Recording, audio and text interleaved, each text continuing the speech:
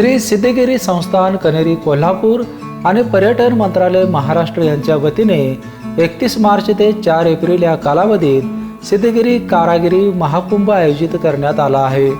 याबाबतची माहिती सिद्धगिरी संस्थानचे मठाधिपती श्री काडसिद्धेश्वर स्वामी यांनी आज पत्रकार परिषदेत दिली आहे।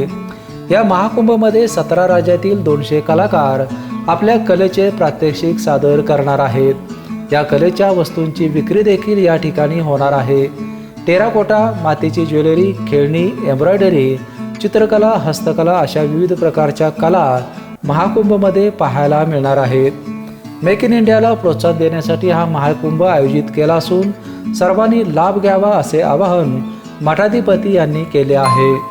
तर हे एवढ्यासाठीच आयोजित केलेले की यातून नव्या पिढीने काहीतरी शिकावं आणि ते पुन्हा ते स्वतः एक एंटरप्रेनर बनावं, म्हणजे मेक इन इंडियाला एक बळ मिळावं, हा त्यामागील हेतू आहे। म्हणून बचत गटाची महिला असतील, स्कूल कॉलेजेसचे विद्यार्थी असतील, बेरोजगार युवा युवती असतील आणि त्यांना हे खूपच उपयोगी राहणार आहे। याशिवाय कला प्रेमी जे लोक आहेत त्यांना खूप साऱ्या खरेदी करायचं असते, पाहायचं असते, आनंद घ्यायचा असतो, अशाही लोकांसाठी हे उपयोगी राहणार आहे। आणि संध्याकाळी दर दिवशी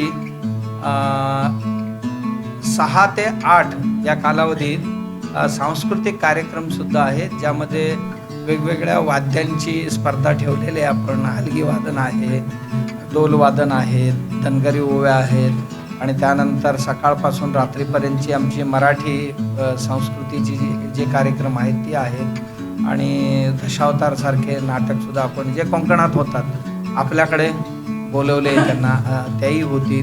असे भरपूर विविध कार्यक्रमांची सुद्धा रात्रीसुद्धा आयोजन केलेले आहे आणि वेगवेगळ्या खाद्यवस्तूंची सुद्धा दक्षिणात्य खाद्य जे आहे, महाराष्ट्रीयन खाद्य आणि गुजराती आणि राजस्थानी खाद्य आणि पंजाबी असं वेगवेगळ्या एक खाद्य महोत्सव सुद्धा यात आयोजित केलेले आहे।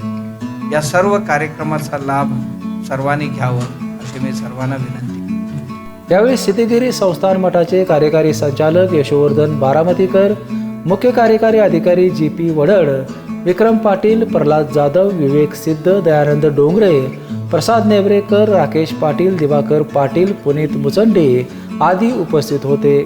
पेपेंसाठी कोल्हापूरहून विजय यशपुत्र।